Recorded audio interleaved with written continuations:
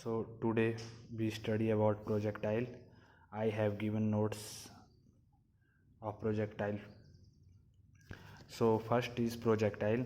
Projectile is the name given to a body thrown with some initial velocity with the horizontal direction and then allowed to move in two directions under the action of gravity alone without being propelled by an engine or fuel. तो projectile हमारे पास क्या है, ये एक ऐसा नाम है जो किस बॉडी को दे रखा है जिसको हम थ्रो करते हैं किसी इनिशियल वेलोसिटी के साथ किस डायरेक्शन में, हॉरिजॉन्टल डायरेक्शन में, और वो बॉडी बाद में किस में मूव करती है, moves in two direction that is X and Y direction under the action of gravity alone. और वो किसके एक्शन के अंडर करती है, under the action of gravity alone without being propelled by an engine और fuel. किसी भी हमें यहाँ पर इंजन और फ्यूल की ज़रूरत नहीं है। तो हमारे पास प्रोजेक्टाइल के आगे हमारे पास एक ऐसी बॉडी है जिसको हम कुछ इनिशियल वेलोसिटी के साथ फेंक रहे हैं। कौन सी डायरेक्शन में, हॉरिजॉन्टल डायरेक्शन में। तो वो कौन सी डायरेक्शन में मूव करेगी, टू डायरेक्शन में मूव करेगी, एक्स एंड वाई। तो ये हमारे पास है प्रोजेक्टाइल। उसके बाद क्या है, the path followed by the projectile is called its trajectory.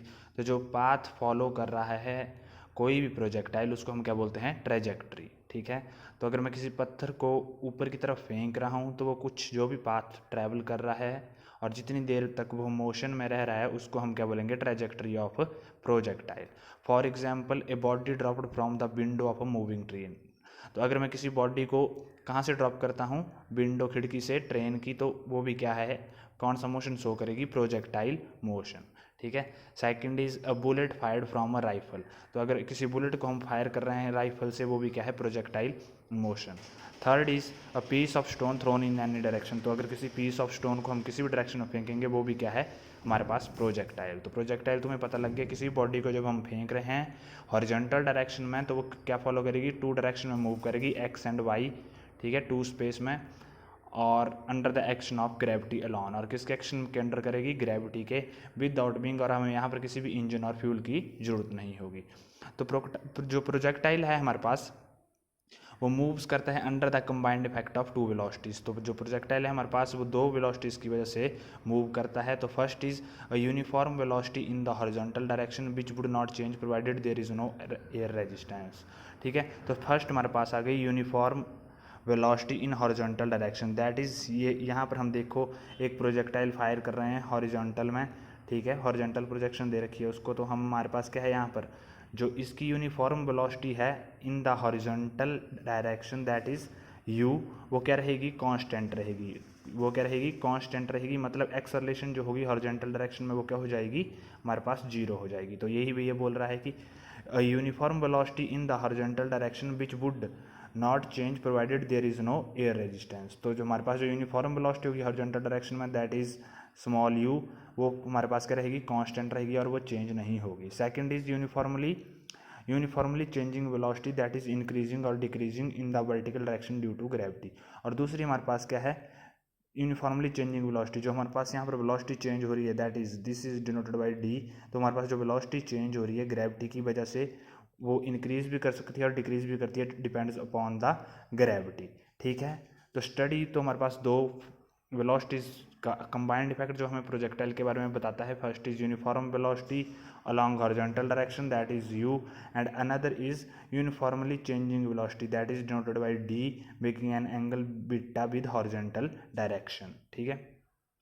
तो to study motion of projectile, तो हमें अगर प्रोजेक्टाइल का मोशन स्टडी करना है तो हमें कुछ चीज़ें कंसीडर करनी पड़ती हैं। तो let us consider first is there is no frictional resistance of air. तो ये क्या बोल रहा है कि एयर का हम कोई भी इफेक्ट यहाँ पर नहीं ले रहे हैं। तो there is no frictional resistance of air. Second is हम और किसका इफेक्ट नहीं ले रहे हैं, rotation of earth and the curvature of earth is negligible. हम बोल रहे हैं कि जो अर्थ रोटेट कर रही है और उसका जो कर्वेचर का इफेक्ट है वो क्या है, नेग्लिजिबल है। And third is the acceleration due to gravity is constant in magnitude and direction at all points of the motion of the projectile. और जो एक्सेलेरेशन ड्यू टू ग्रेविटी है वो क्या रहेगी, कांस्टेंट रहेगी हमारे पास in magnitude and direction at all points of the motion of projectile. ठीक है। हमारे पास फर्स्ट केस आ गया प्रोजेक्टाइल गिवन हॉरिजॉन्टल प्रोजेक्शन। तो हमने क्या कर लिया, हमने यहाँ प्रोजेक्टाइल को हॉरिजॉन्टल प्रोजेक्शन से किसी बिल्डिंग के ऊपर खड़े होकर हमने एक पत्थर को नीचे की तरफ को फेंका। तो हमारे पास क्या आया, that is the u is the initial velocity along horizontal direction, ठीक है। तो हमने यहाँ पर क्या लिया, consider O X horizontal line parallel to ground, तो हमारे पास यहाँ पर एक लाइन आ गई O X that is parallel to ground, and O Y जो लाइन है वो क्या है, perpendicular to the ground. So O हमारे पास क्या आ गया, यहाँ पर ऑरिजिन आ गया किसका, एक्स और वाई एक्सिस का, ठीक है। तो हमारे पास जब टाइम जीरो है तो हमारे पास क्या जाएगा, एक्स नॉट, एक्स जीरो की वैल्यू कितनी आ जाएगी, जीरो आ जाएगी हमारे पास, वाई जीरो की वैल्यू जीरो आ जाएगी, एंड टी जब क्या होगा, zero. Soon after the projection the object will move under the combined effect of two independent perpendicular velocities. बाद में क्या करेगा, जो हमारा ऑब्जेक्ट है वो मूव करेगा टू वेलोसिटीज के इफेक्ट में, that is first one is horizontal that is constant uniform velocity, and second is uniformly changing velocity that depends upon the acceleration due to gravity, ठीक है। तो हमारे पास यहाँ पर क्या आ गया, horizontal velocity u which remains constant throughout the motion, ठीक है। तो जो हमारे पास हॉरिजेंटल वेलोसिटी है u वो क्या रहेगी, रिमेन रहेगी constant throughout the motion, और जो वर्टिकल वेलोसिटी है which increases due to gravity, initial value of velocity at O is zero, ठीक है। तो जो हमारे पास वर्टिकल वेलोसिटी है वो निचली तरफ को लग रही है, हम प्रोजेक्ट को नीचे की तरफ फेंक रहे हैं, तो ग्रेविटी भी निचली तरफ ही होगी, डाउनवर्ड, तो हमारे पास क्या है वो इंक्रीज करेगी। तो हमारे पास जो वर्टिकल वेलोसिटी है वो क्या करेगी, इंक्रीज करेगी ड्यू टू ग्रेविटी की वजह से, ठीक है। Next is path of projectile, ठीक है। तो हमने बताना है कि पाथ प्रोजेक्टाइल का कैसा होगा, ठीक है। तो हमने पहले मान लिया कि एक्स क्या है, distance travel by object in horizontal direction in time T. अगर एक्स जो है कोई डिस्टेंस ट्रेवल कर रहा है ऑब्जेक्ट हॉरिजॉन्टल डायरेक्शन में कितने टाइम में, टी में, और वाई जो है वो वर्टिकल डायरेक्शन में, तो मोशन अलॉन्ग हॉरिजॉन्टल डायरेक्शन ओ एक्स, तो हम मोशन पढ़ेंगे हॉरिजॉन्टल डायरेक्शन ओ एक्स के अलॉन्ग, ठीक है। तो ये हमारे पास क्या था, ओ एक्स, तो इसके अलॉन्ग अब हमने मोशन पढ़ना है कौन से, किसके अलॉन्ग, ओ एक्स के अलॉन्ग, इस डायरेक्शन में, ठीक है। तो हम कौन सा मोशन ले रहे हैं, हॉरिजॉन्टल मोशन।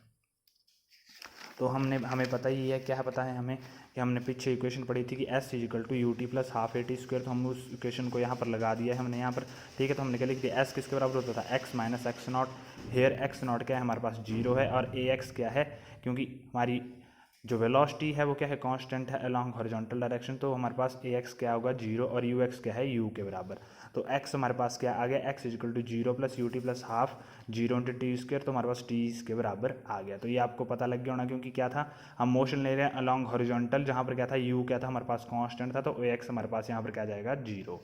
अब वर्टिकल मोशन वैसे ही हम स्टडी करेंगे, तो हमने फिर से वही फार्मूला लगा दिया, S is equal to U T plus half A T square, तो वाई नॉट जीरो है, ए वाई, अब वर्टिकल डायरेक्शन की बात कर रहे हैं हम डाउनवर्ड, तो ए वाई हमारे पास क्या जाएगा, डाउनवर्ड की तरफ को है, तो ए वाई हमारे पास आ जाएगा जी के बराबर, ठीक है। तो मैं कौन से मोशन की बात कर रहा हूँ, जब वो नीचे को मूव कर रहा है, ठीक है, जो नीचे को मूव करेगा तब वो क्या लगेगा, जो इसकी एक्सेलरेशन होगी वो किसके बराबर होगी, acceleration due to gravity that is toward downward direction, ठीक है। तो हमारे पास यहाँ पर क्या आ गया, वो acceleration a y is equal to g के बराबर आ जाएगा हमारे पास, ठीक है। तो हमारे पास क्या बन गया यहाँ पर, Y is equal to zero plus zero into T plus half G T square, ठीक है। और हमारे पास यहाँ पर यू वाई, जो यू वाई वेलोसिटी है वो भी क्या है, जीरो है, क्योंकि हम जो वेलोसिटी दे रहे थे वो कहाँ प्रोजेक्ट कर रहे थे, अलॉन्ग हॉरिजॉन्टल डायरेक्शन, ठीक है। तो हमारे पास वाई कितना आ गया, हाफ जी टी स्क्वेयर, और वाई हमारे पास यहाँ टी की वैल्यू हमने ऊपर से यहाँ से पुट कर ली, t equal to x by u, तो हमारे पास वाई कितना आ गया, half g x square upon u square, ठीक है। तो यहाँ से मेरे को क्या पता लगा कि जो वाई आ रहा है वो क्या आ रहा है, कांस्टेंट और एक्स स्क्वेयर के बराबर, ठीक है। तो वाई हमारे पास क्या रहा है, कांस्टेंट इंटू एक्स स्क्वेयर के बराबर, जो कि इसका जो क्या होता है हमारे पास, राइट हैंड पैराबोला, ठीक है। तो हमारे पास क्या बनेगा, ये राइट हैंड पैराबोला, ठीक है। तो इससे हमें पता लग जा रहा है कि जो प्रोजेक्टाइल पाथ फॉलो करेगा वो कौन सा होगा, parabolic path. Second is time of flight, let h be the vertical height of the point of projection O from C, ठीक है। बोल रहा है अगर एच जो क्या है वर्टिकल हाइट है from the point of projection from O से लेकर सी तक की, तो ये जो हाइट है हमारे पास यहाँ पर ओ से नीचे तक की वो क्या है, एच है। अगर हमारे पास, तो हमारे पास क्या हो जाएगा, तो इन वर्टिकल मोशन, फिर से हम वर्टिकल मोशन स्टडी कर रहे हैं, तो क्या होगा, Y equal to Y naught plus U Y T plus half A Y T square, Y naught अब जीरो है और वाई को हम क्या भर देंगे, यहाँ पर एच भर देंगे, और यू वाई हमें पता ही है वर्टिकल डायरेक्शन में क्या था, जीरो था, और ए वाई जो होगा वो किसके बराबर, एक्सेलरेशन ड्यू टू ग्रेविटी, और टी जो होगा वो अब यहाँ पर किसके बराबर आ जाएगा, टाइम ऑफ फ्लाइट के बराबर। हमारे पास क्या आ गया, यहाँ पर वैल्यू पुट की, तो t square equal to two h by g, और टी हमारे पास कितना आ गया, two h by g. Similarly horizontal range हम देखेंगे, ठीक है। तो हॉरिजॉन्टल रेंज के लिए हम कौन सा, टाइम ऑफ फ्लाइट के लिए हम वर्टिकल मोशन स्टडी कर रहे थे, हॉरिजॉन्टल रेंज के लिए हम कौन सा हॉरिजॉन्टल मोशन स्टडी करेंगे। तो यहाँ पर हमने कुछ नहीं करना है, बस एक्स को आर मान लेना है।